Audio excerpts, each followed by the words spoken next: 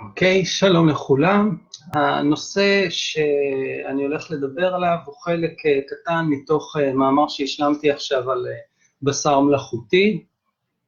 ואחד מהנושאים המרכזיים שעולים בייצור של בשר מלאכותי, שכרגע הוא לא קיים בייצור מסחרי, אלא הוא סוג של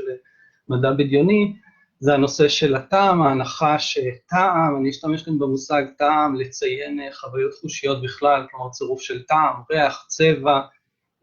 וחוויות מישושיות שקשורות במרקם. אז יש הנחה שיצירה של טעם שמחכה באופן מושלם בשר, מאוד חיונית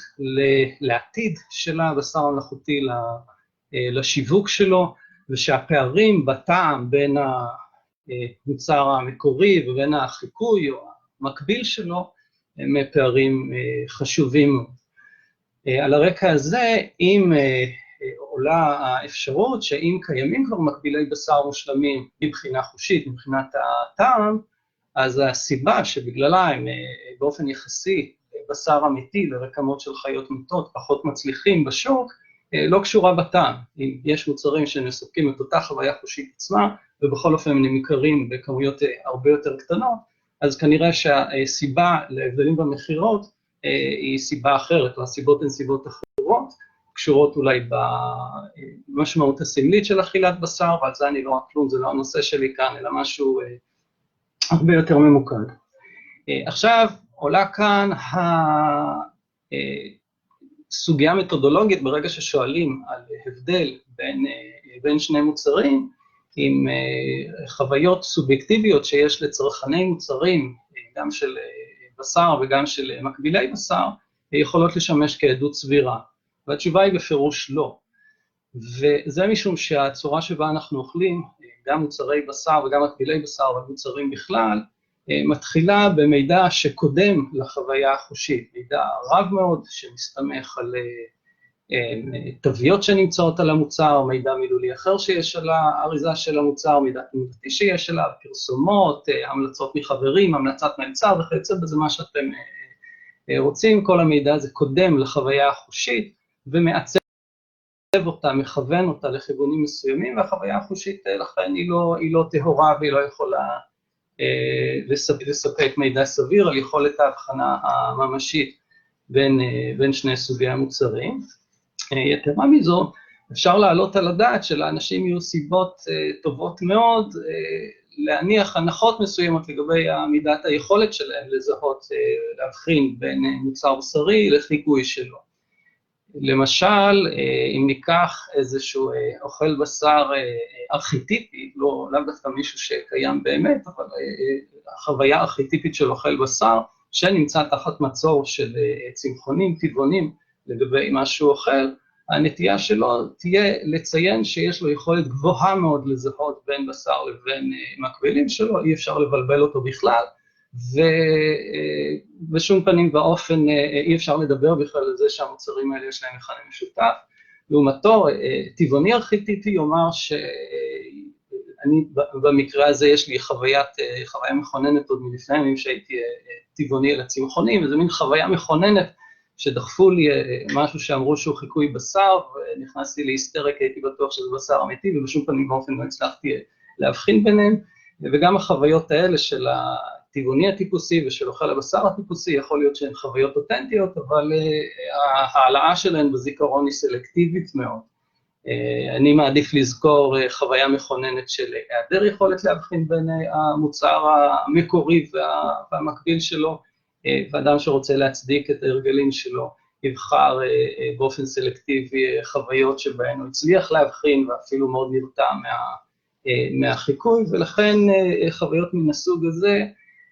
לא מהוות שום מקור שאפשר להסתמך עליו.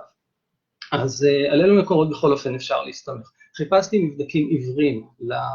להבחנה הזו, לשאלה האם יש חיקויי בשר מושלמים, ומצאתי קצת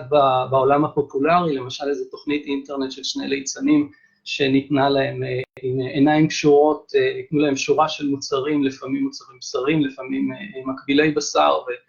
ולפעמים הם הצליחו לזהות, לפעמים הם לא הצליחו לזהות, בסך הכל המקבילי הבשר בלבלו אותם היטב, אבל זה כמובן לא יותר ממשהו אנקדוטלי, גם אם זה נאמר, משכנע יותר מאשר החוויות שלי ושלכם שאנחנו מעלים עכשיו את הזיכרון לגבי המפגש שלנו עם בשר או עם מקבילים שלו. אבל אני הייתי בטוח לתומי, כשהתחלתי להתעסק בשאלה הזו, שבגלל המשקל, שהוא לא רק משקל תיאורטי גדול שיש לה, אלא גם משקל כלכלי, מסחרי מאוד גדול שיש לה, שאני אהיה מוצף בספרות מחקר, אני רק אתחיל לחפש חומרים, ואני אהיה מוצף בכתבי עת מדעיים, בענייני תזונה, בהנדסת מזון, בבריאות הציבור, במה שאתם רוצים, שיהיו שם סוגיות של ההבחנה בין המוצרים האלה, והשאלה הזאת תעלה בהם בבירור, ואפשר יהיה לראות מקרים שבהם אנשים במבדקים עיוורים, לפי ההשערה שלי, לא יכולים להבחין בין בשר ובין המקבילים שלו, ואולי אני אתבדה ותמיד הם היו יכולים, אבל לפחות שתהיה ספרות מחקר. וממש לא הצלחתי למצוא כלום בספרות המחקר. ואם מישהו מצא משהו כזה ויש לו קישור, אז יאללה תשלחו, אני מאוד מאוד אשמח. הלכתי לכיוונים עקיפים. למשל, אחד מהכיוונים העקיפים שיש, זה ההשקעה העצומה שיש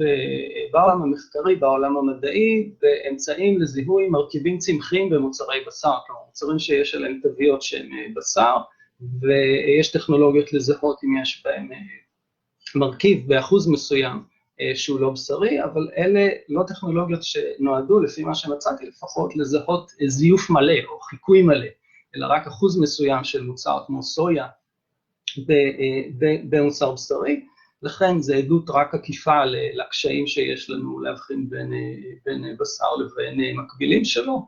יש גם סוג אחר של עדות עקיפה, וזה המאמצים העצומים שמשקיעים גופים שונים ומשונים בסימון של מוצרים, וסימון זה אומר שהיכולת שלי כצרכן מבחינה חושית לזהות את המוצר היא לא מספיקה, ואני רוצה שיהיה סימון נאות. אז סימונים כאלה יש בארץ, אנחנו מכירים את זה מוויגן פרנדלי, אבל יש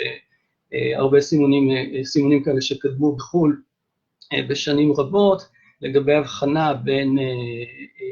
לגבי הסימון של מוצר כמוצר שאינו מכיל מרכיבים מן החי, ומנגד משנות ה-60 לפחות ועד היום, מאמצים גדולים של חברות בשר, לאסור את השימוש במוצרות של חברות מוצרים מן החי בכלל, לאסור את השימוש במונחים כמו בשר, חלב, גבינה וסטייק, המבורגר, קבב וכיוצא בזה, מושגים מתחום הבשר, לשימוש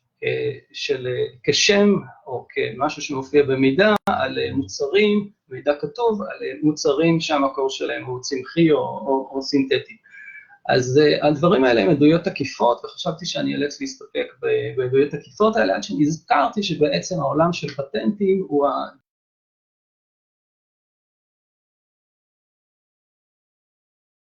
המערכת הדי סגורה של חברות מסחריות, ולחברות מסחריות הם הגופים שיש להם חברות מסחריות לייצור מזון, כפי שלמדתי עד מהרה, גם לייצור חומרי טעם מלאכותיים, יש חברות שמתמחות בזה לבד, בלי המזון בכללותו, יש להם אינטרס כבד לברר את הסוגיה הזאת, אם יש חיקויי בשר מושלמים, ואף על פי שהמסמכים הפנימיים שלהם לא פתוחים לציבור, בבקשה לפטנט, הן צריכות לחשוף לפחות משהו מהתהליך ברישום הפטנט. פטנט זה רישום של המצאה מורכבת עם הרבה מאוד מרכיבים, בתחום של מזון זה יכול להיות פטנט על תהליך מסוים, ועל אפילו כמה עשרות יישומים שלו שנבחנים כל אחד בנפרד. אז כשהיישומים האלה נבדקים בנפרד, הם עוברים מבחני טעימה, ועל מבחנים עיוורים, ככה נבדקים עיוורים כמו שהם נקראים, על ידי פאנלים של מומחים בדרך כלל, או סתם אנשים מומחים לטעימה של מוצרים, יש להם את כל האינטרסים לעשות את זה בצורה אובייקטיבית, כל האינטרס המסחרי מוביל לרצון אובייקטיבי לברר אם יש באמת הבדל בין המוצר א' למוצר ב', כשזאת הסוגיה המסחרית שעל הפרק, והעולם של הפטנטים באמת מספק לפחות מעט דוגמאות לסוגיה הזאת של מבדקים עיוורים, שנעשים בתנאים מבוקרים. אני לא חיפשתי את המבדקים הראשונים מסוגם שנערכו, אבל ללא ספק בשנות ה-60 כבר היו לא מעט מבדקים על חיקויי בשר, כאשר אותי זה הפתיע לפחות מתמימות אולי, המוצרים שנועדו להעניק טעם לבשר, התחילו להיות מפותחים בשנות ה-60, וזה ממשיך עד היום, כשהמטרה המרכזית היא לא מקבילי בשר או מוצרים צמחיים, אלא המטרה המרכזית היא הענקת טעם של בשר למוצרי בשר, משום שמסתבר שמוצרי בשר, כשהם עוברים עיבוד, מאבדים את הטעם שאנשים באופן סטריאוטיפי מייחסים לבשר, ואז מחזירים את הטעם כביכול הבשרי. זה מראה כמה הסיפור הזה של היכולת שלנו להבחין באמת בטעמים באופן אותנטי לא קיימת, היא מופרכת, אבל האנשים האלה מחזירים את הטעם לבשר דרך חומרי טעם, בגלל זה לפעמים חומרי הטעם כוללים בעצמם מרכיבים בשריים, אבל יש גם חומרי טעם שהמרכיבים שלהם הם לגמרי לא בשריים, ובתוך העולם הזה יש כמה חברות, גם חברות מזון, גם חברות של מוצרי טעם שרשמו פטנטים עם מבדקים. אני חושב שהפטנטים רשומים שאני חושב שהם מתייחסים לאותם מבדקים עצמם, זה במשך כמה שנים של מוצר של, שורה של מוצרים של נסטלה. אני מדגיש שהמוצרים האלה הם מוצרי טעם ולא המוצר הסופי, אבל בכל אופן הם נותנים לפאנל של המומחים שלהם את האפשרות לדרג את מוצר הטעם, האם אין לו בכלל טעם של בשרי, או שיש לו קצת טעם בשרי, או יותר טעם בשרי, או הרבה יותר טעם בשרי, וחלק מהמוצרים מדורגים כך, חלק מהמוצרים מדורגים אחרת, בכל אופן חלק מהתוצאות של ההליך שהם רושמים עליו פטנט, מדורגות בדירוג הגבוה ביותר של דמיון, במקרה הזה לנקניק מסוים. תמיד המוצר הוא לא בשר באופן כללי, אלא מוצר הרבה יותר ספציפי. אז זה איזושהי דוגמה אחת, מיני לא רבות, אבל יש עוד דוגמאות כאלה לבדיקה בתנאים מבוקרים של מידת הדמיון בין המוצר הבשרי לבין החלופה או המקביל הצמחי שלו. כל הנתונים האלה כאמור לא מגיעים למקום שבו מעמידים אנשים במצב עיוור ואומרים לנו, אנחנו מצליחים לעבוד עליכם או לא. זה לא האופן שבו המבדקים האלה נעשים, אבל הנתונים מכל הכיוונים מכוונים לעבר תשובה נחרצת יותר או פחות, שלפחות לגבי חלק מן המוצרים הבשריים, יש חיקויים שמבחינה חושית הם מושלמים. וכאמור, אם יש מבחינה חושית חיקויים שהם מושלמים, אז הסיבה לכך שאנשים מעדיפים לרכוש מוצרי בשר, כלומר רקמות של חיות מתות, ולא את המוצר המקביל, כלומר מה שאיננו רקמות מתות, בעיקר מוצר צמחי, הסיבה לא קשורה בטעם, למרות כל מה שנדמה ולמרות כל מה שחושבים. הסיבות נמצאות במקום אחר. אז תודה שהקשבתם לי עד עכשיו.